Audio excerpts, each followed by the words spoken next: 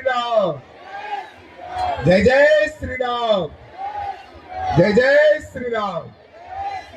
हम सभी आज पूज्य गुरुदेव भगवान के दिव्य दर्शन, जो पीछे भी हैं, आप सभी दिव्य दर्शन पूज्य गुरुदेव भगवान के हो सकते हैं। बलुर्व्यासो हनुमानस्य विभीषणः कृपा परशुरामस्य सप्तैते चिरजीवनः। राम कहो भाई राम कहो, सिया राम कहो, जय राम कहो। राम कहो भाई राम कहो, सिया राम कहो, जय राम कहो। अरे आज मंगलवार है, बालाजी दरबार है। आज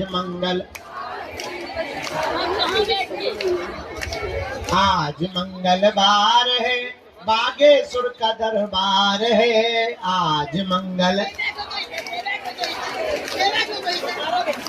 बोलो जय जयकार है। आज मंगलवार है, बोलो जय जय।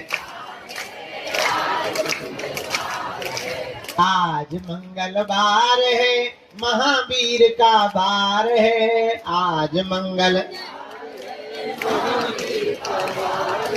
बागेश्वर दरबार है। आज मंगलवार है, बागेश्वर।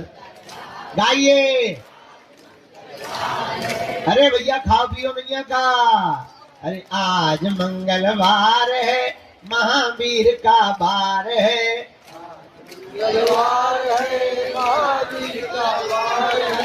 बागेश्वर दरबार है। आज मंगलवार है,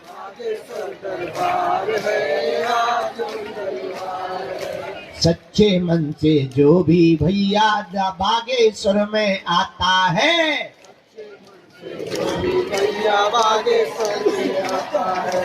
दुख भी मिटता, संकट मिटता, कष्ट मुक्त हो जाता है। दुख भी मिटता,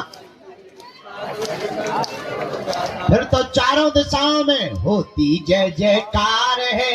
महावीर का वार है, होती जय जयकार है। बागेश्वर दरबार है। आज मंगलवार है, बागेश्वर। अरे गानो भैया, छत पे चढ़े हरो न कटारो, नीचे ना आ जाइयो। आज मंगलवार। एक दिन एक गिरा पड़ो तो सारे की ब्रेकिंग न्यूज बन गई थी, फिर बाद में न कहियो कि गुरुजी इतना जानते जो नहीं बता पाया। इसलिए गाओ, पीछे रहो, लेकिन छत ना गिरा दियो। ठटरी के बड़े होगा, इतने मजबूत हमने बनवाओ। पीछे रहो थोड़ा, पर गाओ। आज मंगलवार है, महावीर का वार है।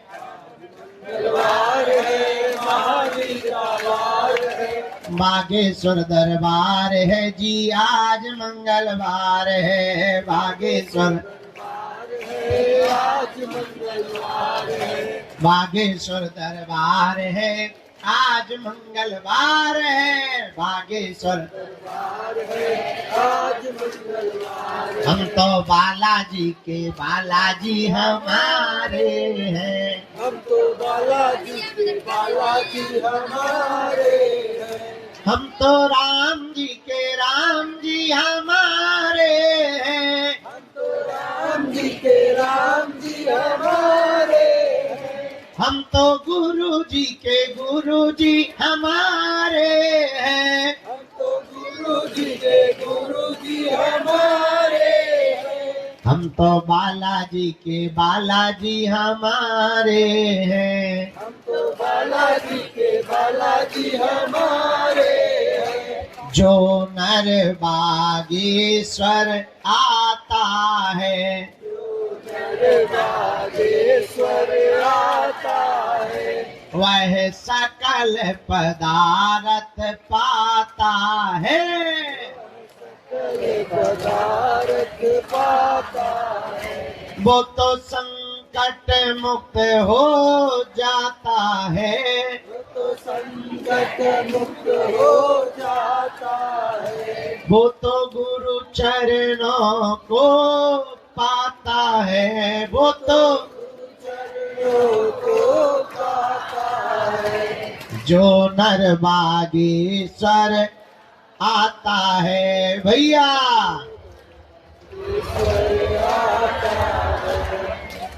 अरे आज मंगलवार है, महावीर का भार है। क्या हो भूत भैया तोरी ठटली भरे।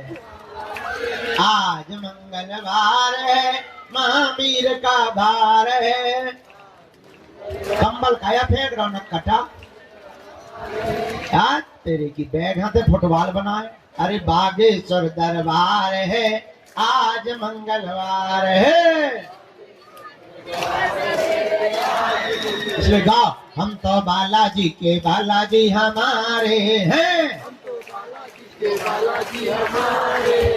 हम तो बागेश्वर के बागेश्वर हमारे हैं। हम तो गुरुजी के गुरुजी हमारे हैं। हम तो राम जी के राम जी हमारे हैं। ये तो प्राणन से भी प्यारे हैं। हम तो बालाजी के बालाजी हमारे हैं। जो नर बागेश्वर आता है, वह सकल पदार्थ पाता है। वो तो संकट मुक्त हो जाता है।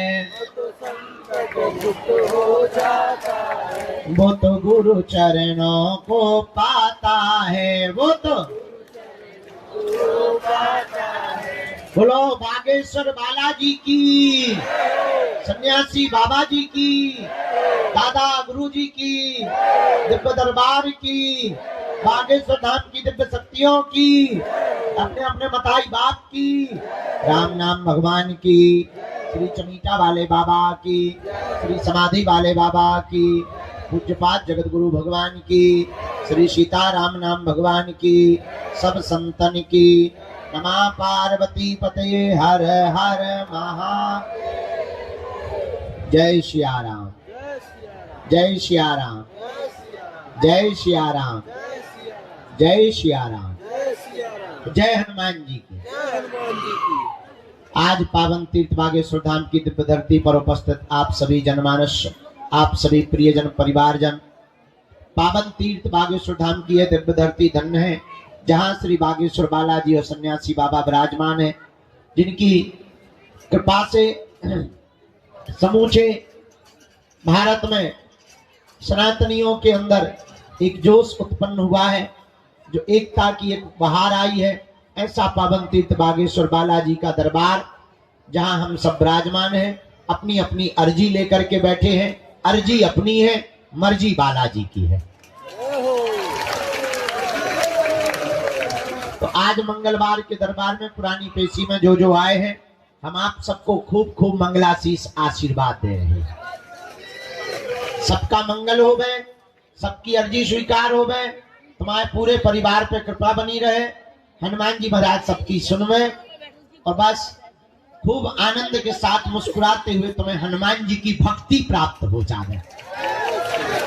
भक्ति मिलेगी तो संसार से लड़ने की शक्ति मिलेगी। हनुमान जी के हो जाने का मतलब ये नहीं है कि तुम बागेश्वर धाम पे आ गए, तुमने नारियल बांध दिया तो समस्या नहीं आएगी।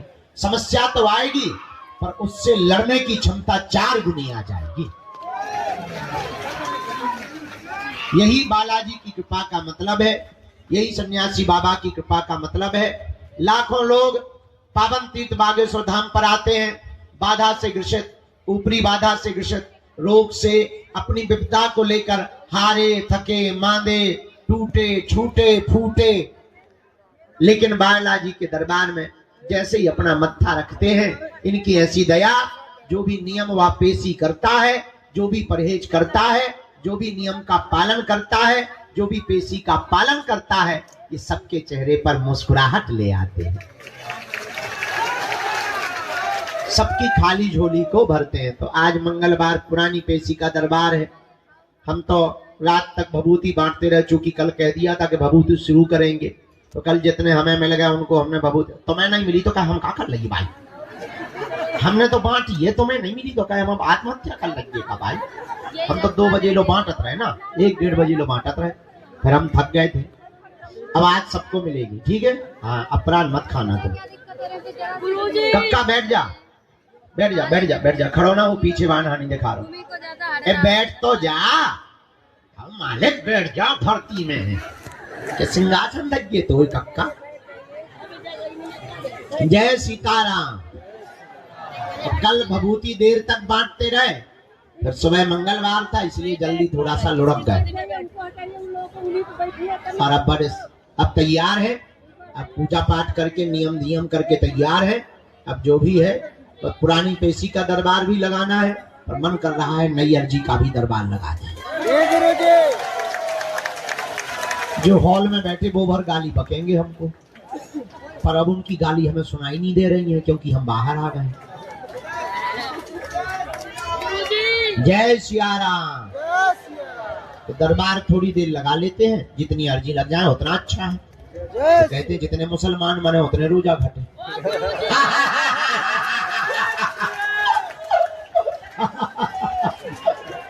यार हमारी बात का गलत मत करना प्रचार, क्योंकि तुरंत तुम लोग न्यूज बनवा देते हो। I am very very not sorry. गाँव में ऐसी कहावत है, लोग कह देते हैं, हमें को नहीं कहना चाहिए। लेकिन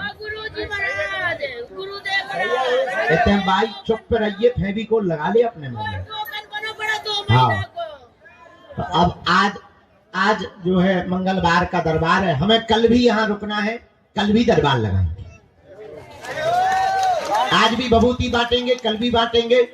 और हाँ, पर्चा बने या ना बने, आप दरबार में आ गए, नारियल बांध दिया, परिक्रमा लगा लीजिए, दर्शन करे, बालाजी यहाँ विपदा सुना दी, पेशी बार शुरू कर दो, पक्का जाओ, काम हर हाल में होके रहेगा। बाई ते बैठ जा, जगत जननी भवानी बैठ, होशियार न बन जाता, बैठ जाते हैं, बनी ठनी आई से होशियार बन गए, बैठ जा। तो बालाजी के दरबार में ऐसी लीला है, कृपा है, भले ही पर्चा ना बने पर वो जो है सबकी अर्जी को स्वीकार करते। क्या करते हैं? कुछ लोग कहते महाराज हमारी अर्जी नहीं लगी हो। अरे भाई, अर्जी का मतलब पर्चा का बनना नहीं है, नारियल बांध देना, परिक्रमा लगा लेना और बालाजी का तुमको भुला लेना, यही अर्जी लगना है। और हमारा तो उद्देश्य ही अलग है। हम चाहते हैं तुम्हें दरबारों में ना भटकना पड़े, हम चाहते हैं तुम्हें दर दर ना भागना पड़े, हम चाहते हैं तुम्हारी आंखों में आंसू ना रहे, हम चाहते हैं तुमको धक्के ना खाने पड़े, हम चाहते हैं कोई तुम्हारी मजाक ना बनावे, हम चाहते हैं तुम गुरुओं के चक्कर में ना पड़ो, हम चाहते हैं तुम सदा सदा के लिए हनुमान जी के चक्कर में पड़ो।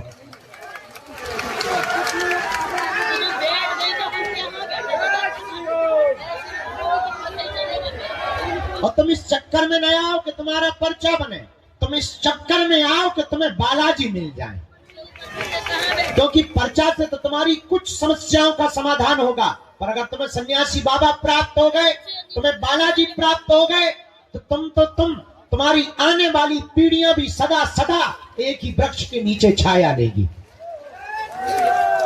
ऐसा पेड़ मत लगाओ जिसमें केवल तुम्हें छाया मिले, ऐसा वृक्ष लगाओ कि तुम्हारी आने वाली पीढ़ियों को भी छाया मिले। वो एक ही वृक्ष है, उसका नाम है हनुमान जी की भक्ति। चारों युग परिताप है परिसिद्ध। हनुमान जी की भक्ति का ऐसा परिताप है कि चारों युगों में व्याप्त है। एक बात तुम याद रखना मेरे पागलो, तुम्हें बनाई हुई बातें, तुमको प्रेषित की हुई शब्दें, तुमको बताए हुए उदाहरण लाखों मिलेंगे।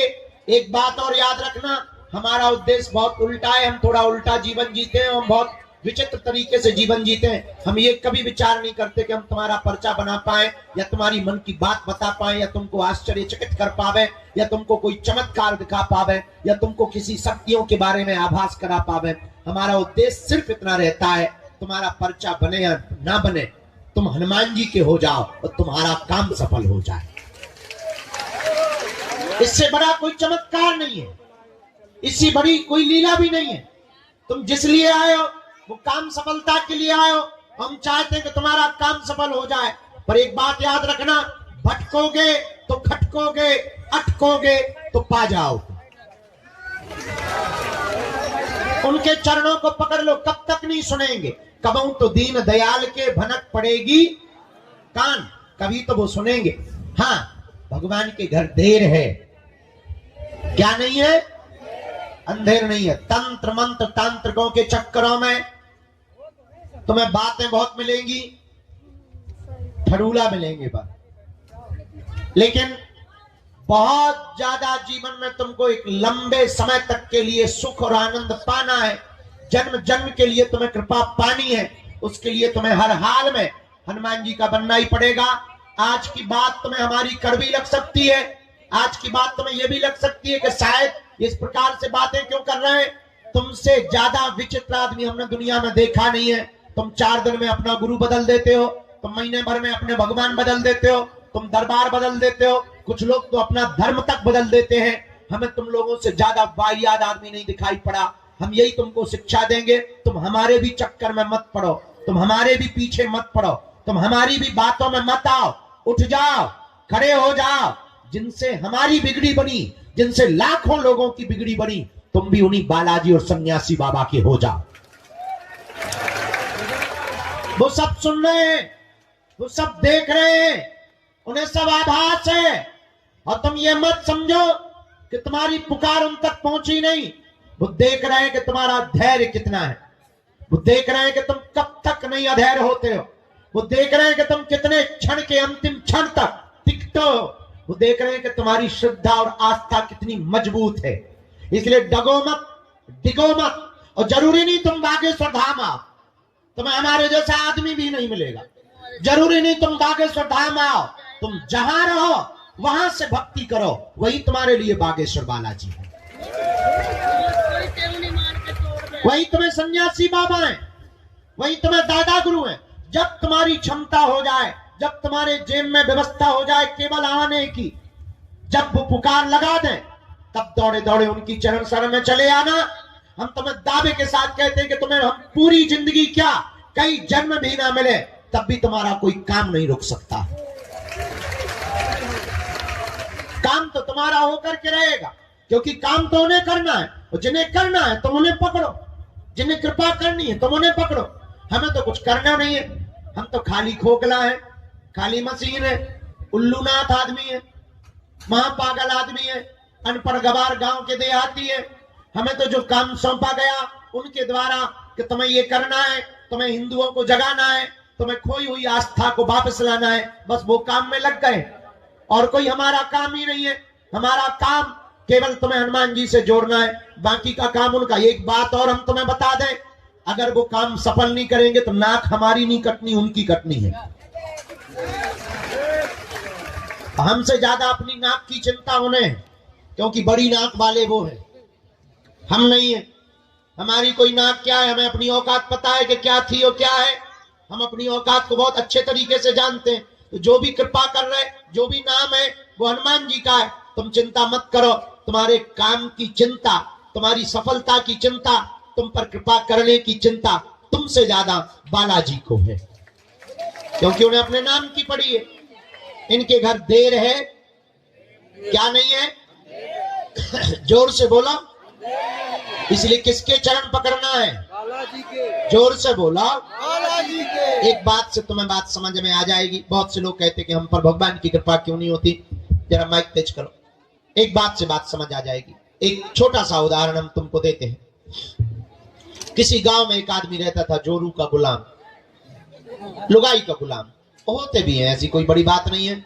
वो लुगाई का बहुत आज्ञाकारी था, जैसे कई चेले होते ना गुरु का आज्ञाकारी। लुगाई का बहुत आज्ञाकारी पति था। किसी गांव में रहता था। बरसात का मौसम आया तो वो मार्केट जा रहा था। तो पत्नी ने पूछा कि कहाँ जा रहे हो। उसने कहा कि मैं मार्केट जा रहा हूँ। पत्नी ने कहा सुनो, बरसात आ गई है, छाता की जरूरत पड़ेगी, एक तुम छाता खरीद लाओ। पति ने कहा कौन सी बड़ी बात, मैं जाके ले आता हूं। चूंकि आज्ञाकारी था, पर पत्नी ने कहा सुनो, मार्केट में सब ठगने वाले रहते हैं, महा ठगुआ, तो तुम जो भी छाता लेना आधी कीमत पर लेके आना। अगर वो 20 बताएं तो तुम 10 में लाना और 10 ही बोलना, क्योंकि वो हमेशा डबल बोलते हैं, दुगुना बोलते हैं। तुम ठग मत जाना, सीधे साधे आदमी हो। और पतियों को इसी बात पे बुद्धू बनाया जाता है कि मेरा पति बड़ा सीधा है। पतियों को बुद्धू बनाने का बहुत सरल तरीका है कि पत्नियां ये भर कह दें कितने सीधे हो तुम, तो पति बुद्धू बन जाता है पूरी जिंदगी भर के लिए। और कई बार तो पति खुद बुद्धू क्या, ससुर आता है देखने के लिए, वो कहते लड़का कितना सीधा है, और बेचारा बुद्धू बन जाता है। हाँ, गाय जैसा है। गाय जैसी तो देवियां होती हैं। तो बेचारा पति बोला तुम ठीक कहती हो, मैं सीधा आदमी हूं। तो पत्नी ने कहा कि तुम छाता लेना तो जा रहे हो, तो आधे रेट में लेके आना, खबरदार। पति गया, मार्केट पहुंचा, दुकान पर एक छाता देखा। उसने कहा कि इसका प्राइस क्या है, इसका रुपया क्या है, इसका मूल्य क्या, खुदरा मूल्य क्या है। तो दुकानदार ने कहा कि 16 रुपया, सस्ता जमाना था, पुराना जमाना था, 16 रुपए में मिलेगा। इसने कहा कि यार बड़े मूर्ख आदमी हो, 16 रुपया तो बहुत होते हैं, हम तो 8 रुपया देंगे। चूंकि पत्नी की यही आज्ञा थी, तो हम तो 8 रुपया देंगे। दुकानदार बोला कि तुम्हारा दिमाग खराब है, 8 रुपया में तो नहीं आ पाएगा। एक काम करो, न तुम्हारी न हमारी 14 रुपया दे दो। पति बोला तब तो हम 7 देंगे। तो आदमी बोला तब तो हम 7 रुपया देंगे। दुकानदार बोला क्या खा पी के आए हो सुबह सुबह से, हम घटा रहे तो तुम भी घटा रहे, तुम्हें बढ़ाना चाहिए। चलो अब सुबह सुबह से हमारी बोनी मत खराब करो, एक काम करो, 12 रुपया आय का आय दाम लगेगा, 1 रुपया कम नहीं लगेगा, 1 पैसा नहीं कम लगेगा। बोले फिर तो हम 6 में ले। दुकानदार बोला यार बाप रे हो, तुम्हारा दिमाग खराब है, ऐसे कोई लेगा, हमारी बोनी खराब कर रहे हो, शर्म नहीं आती तुम्हें, सुबह सुबह आ गए प्राण खाने के लिए। चलो हटाओ, 2 रुपए का हम घाटा से लेंगे, 10 रुपया में ले जाओ। बोले फिर तो हम 5 देंगे। दुकानदार को बड़ा गुस्सा चढ़ा, उसने छाता फेंक के मारा कि तू फ्री में ले जा, 5 क्यों देता है, फ्री में ले जा। तो ये बोला फिर तो हम 2 लेंगे। अब पूरे दिन दुकानों पे घूमता रहा, एक छोटी सी वस्तु छाता नहीं उसने ली, ले ही नहीं पाया, मिली ही नहीं। पता है क्यों? क्योंकि वो एक भाव पे नहीं टिका था। एक भाव पर ना टिकने के कारण मार्केट की दुकानों से एक छोटी सी वस्तु छाता नहीं मिल पाया, छाता नहीं खरीद पाया, और तुम एक भाव पे बिना टिके परमात्मा को या हनुमान जी को पा पाओगे। जब छाता तुम्हें एक भाव पर टिके बिना नहीं मिल सकता है, तो क्या ये परमात्मा तुम्हें एक भाव पे बिना टिके मिलेगा? नॉट पॉसिबल, संभव नहीं है। इसलिए मेरे पागलों, तुम्हें ये कहानी बता के हम तुम्हें जगाना और बताना चाह रहे कि भटकोगे तो अटकोगे, अगर तुम अटकोगे तो पा जाओ। भटकोगे तो एक दिन तुम्हें अटकना पड़ेगा, और हो सकता है तुम्हारी मनोदशा ऐसी हो जाए, मनोवैज्ञानिक कहते हैं, विदेशी दार्शनिक भी कहते हैं कि कई बार, बहुत बार जब धक्के खा लेते हैं तो आदमी का भगवान से भरोसा उठ जाता है, डॉक्टरों से उठ जाता है, गुरुओं से उठ जाता है, टीचर्स से उठ जाता है, पड़ोसियों से उठ जाता है। बहुत धक्के खा लेने के बाद भरोसा उठ जाता है। हो सकता है तुम्हारा भरोसा उठ जाए, पर तुम्हें भगवान पे भरोसा ना हो, और कई बार भगवान तुम्हें मिल भी जाए तब भी तुम्हें लगे अरे इस समय ऐसे ही होते। हो सकता तुम असली हीरा को पत्थरों की तरह फेंकते रहो। इस बात से यूं भी समझो, एक कथा से तुम्हें ये बात समझ आएगी, फिर दरबार लगाते। किसी गांव में एक राजा रहता था। राजा बहुत सम्राट था और पहुंचा हुआ राजा था। उससे सब मिलने के लिए आते थे, और आपने शायद एक कहानी सुनी हो, बहुत प्रसिद्ध कहानी रही, एक पुस्तक चली थी बहुत पहले, आपने उसको पढ़ा होगा, हमने तो बहुत पढ़ा, बेताल पच्चीसी। बेताल पच्चीसी की कहानी आपने पढ़ी होगी कि बेताल वो पीछे चिपक जाता है। उसका सीरियल भी बाद में बना, टीवी पिक्चरों में उसका सीरियल भी बहुत आया। तो बेताल पच्चीसी नाम की एक पुस्तक छपी थी, उसमें एक कहानी बहुत अद्भुत थी, वो हमें बहुत काम की लगी। कि एक बार विक्रमादित्य राजा बैठे हुए थे, उसी समय कोई फक्कर महात्मा, फकीर गांव के महात्मा आए। राजा रोज सुबह बैठते थे, लोग उपहार लाते थे, कोई माला लाता था, कोई पैसा लाता था, कोई मोहरे लाता था, कोई सोना लाता था। राजा अपने मंत्री को देता जाता था, राजकोष में लिखता जाता था। एक साधु आया, उसने एक फल दिया। राजा ने लेने से मना नहीं किया, पर साधु की हुलिया देखकर लगा कि ये कोई पागल आदमी है, गांव का आदमी है, कोई है तो साधु महात्मा, पर अब इनसे क्या बात करनी है, और इनसे लेना भी नहीं चाहिए, पर फल दे रहा है तो मना नहीं करनी चाहिए। फल ले लिया, मंत्री को दे दिया। न साधु ने बात की, न राजा ने बात की। और आप आश्चर्यचकित रहेंगे कि वो महात्मा रोज आया, रोज एक फल देता और चला जाता। राजा रोज फल लेता, रख लेता। न महात्मा ने बात की, न राजा ने बात की। 10 साल गुजर गए फल देते देते। तो एक दिन एक बंदर बैठा था बगल में, तो राजा को महात्मा ने फिर फल दिया, तो वो फल लेकर के उस बंदर को दिया। आज मंत्री को ना देकर के बंदर को फल दे दिया। बंदर ने जैसे ही खाया तो उसके फल के बीच से एक चमकता हुआ बेशकीमती हीरा गिर गया। राजा चौंक गया। आज तक इतना बेशकीमती, इतना चमकीला, इतना बड़ा डायमंड, इतना बड़ा हीरा उसने देखा ही नहीं था। चौंका, महात्मा को रोका, ठहरो, और आप 10 साल से हमें देते क्या रहे? महात्मा बोले, यही तो देते रहे जो आज दिया है। मंत्री को कहा कि 10 साल से जो फल मिलते रहे वो कहां है? मंत्री बोला, वैसे हम बहुत सावधान आदमी हैं, हमने फल फेंके तो नहीं है, पर नीचे के गड्ढे में डाल दिए हैं, एक अंडरब्रिज टाइप का है, उसमें हमने जाकर के रखे हैं। राजा ने कहा, जल्दी खोलो। और जब दरवाजा खोला तो फलों की सड़ंद की दुर्गंध तो आ रही थी, लेकिन उसके भीतर से चमचमाते हुए हीरा दिखाई पड़ रहे थे।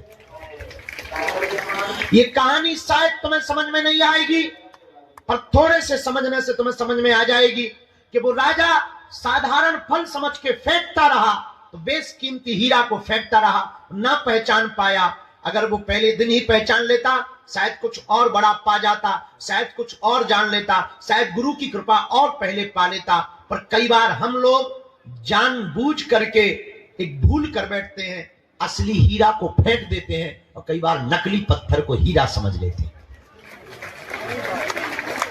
अब वो तब होता है जब आप दर दर भटकोगे तो असली चीज को छोड़ दोगे, नकली चीज में तुम पड़ जाओगे, बर्बाद हो जाओगे। इसलिए मेरे पागलों, तुम आज तक नकली चक्कर में पड़े हो, तंत्र मंत्र हमारे चक्कर में, ये सब नकली चीजें हैं। असली डायमंड का नाम है बालाजी, जिनसे हमने बालाजी से कृपा पाई है। तुम भी उनको पकड़ लो, तुम भी उस बेशकीमती हीरा को पकड़ लो, तुम भी उस बेशकीमती डायमंड को पकड़ लो। याद रखना, इन्होंने सबकी बिगड़ी बनाई, तुम्हारी भी बिगड़ी बनाएंगे, और एक दिन में किसी की नहीं बनती। हमें भी 12-12 साल तक माथा रगड़ना पड़ा, हमको भी धक्के खाने पड़े, गालियां खानी पड़ी, सेवा करनी पड़ी, रातों भर जगना पड़ा, दिनों भर मंत्र जाप करने पड़े, दिनों गुरुओं के पास जाना पड़ा, गुरु की सेवा करनी पड़ी, सन्यासी बाबा की उपासनाएं करनी पड़ी, तब जाकर के छोटी मोटी सी किरण, छोटी मोटी सी जुगनू, छोटी मोटी सी आशीर्वाद, छोटा मोटा से चरणों का प्रसाद मिल पाया।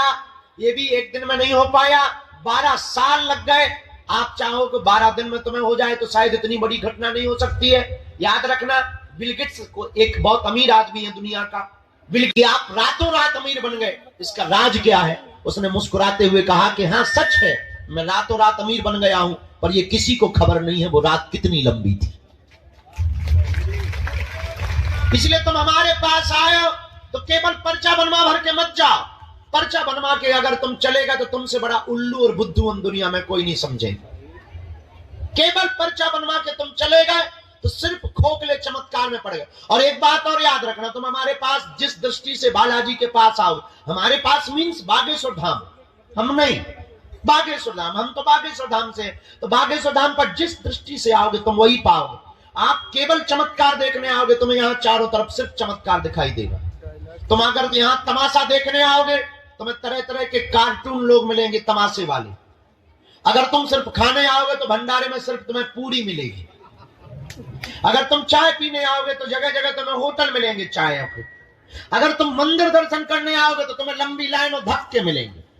अगर तुम बागेश्वर बाबा से सेल्फी लेने आओगे तो सिर्फ फोटो मिलेगी और तुम्हें कुछ नहीं मिल पाएगा। तो तुम जिस दृष्टि से आओगे तुम वो पा पाओगे। पर हमें लगता है बेहतरीन दृष्टि वो है जो इसलिए आए कि वो बालाजी का हो जाए और बालाजी तुम्हारे हो जाए।